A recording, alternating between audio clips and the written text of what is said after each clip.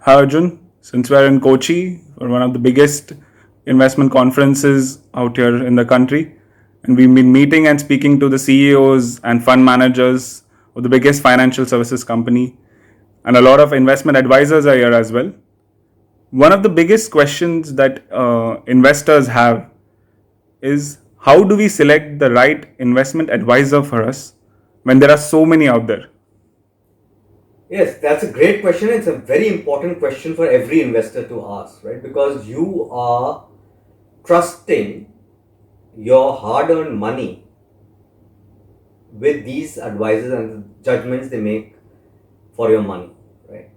So, I think one of the key criterions for shortlisting or selecting an investment advisor or whoever is helping you with your financials or finances is that you have to trust that person.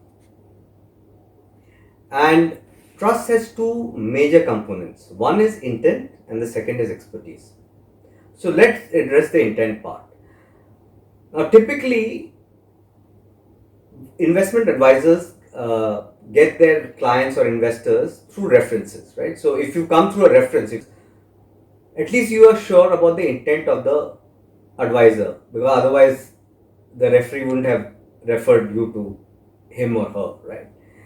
Or the firm. So if you go through a reference, that's the best. That's the best route, right? Second is the question that you should be asking the advisor is how much of your own money have you invested in the funds or products or solutions that you recommend to your clients? So that is very important. And the third is you have to make sure as an investor that the advisor or the financial planner or the wealth manager, whatever name you give, is not an agent, which basically means that he's not tied to a particular agency, whether it be life insurance or a bank, because then the incentives are aligned to do the best for the agency that has recruited you, not the client, and it is commission driven. So if you get a convincing answer on all these three elements, you at least know that the intent of the advisor that you're shortlisting or selecting is pure. So that is first intent. But that is just one part of the story. The other important part is, do they have the expertise? Right. So you can ask a couple of simple questions to ascertain whether the investment advisor has the expertise. First of all, you have to make sure that the advisor or the advisory firm has been in the market for at least 7 to 10 years. Why 7 to 10 years? Because typically a business cycle or economic cycle or an earning cycle runs through that period. And in that period, you would have seen a lot of correction, or the advisor would have seen a lot of corrections, and also some probably a recession or two. So, what happens then is that they know how to deal with those kind of situations in the future.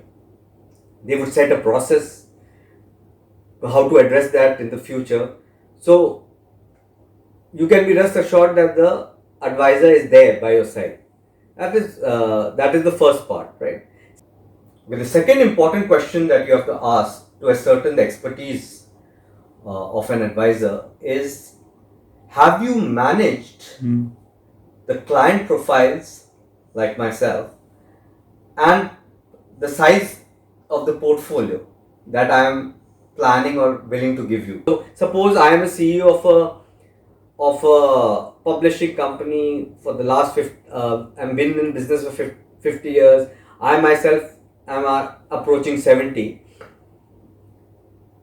Has the advisor, if I want to select him, managed portfolios of CEOs of firms who are over 60? Or if you're a salaried professional and you are a CXO of a company, has the advisor managed that kind of a portfolio?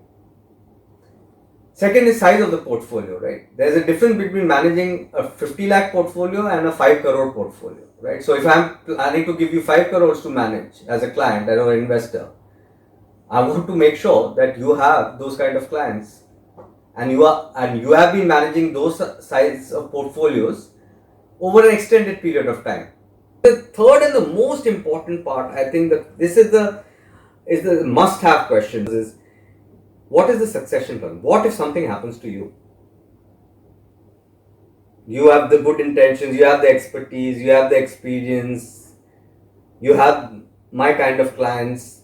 That's fine, but what is the succession planning? If something happens to you, what happens to my portfolio, right? Do you have the systems and processes?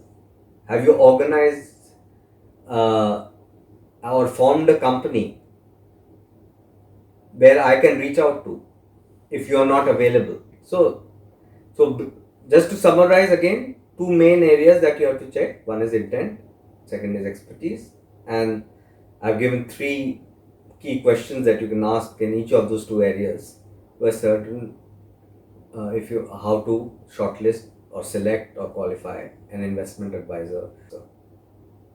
Thank you, Arjun.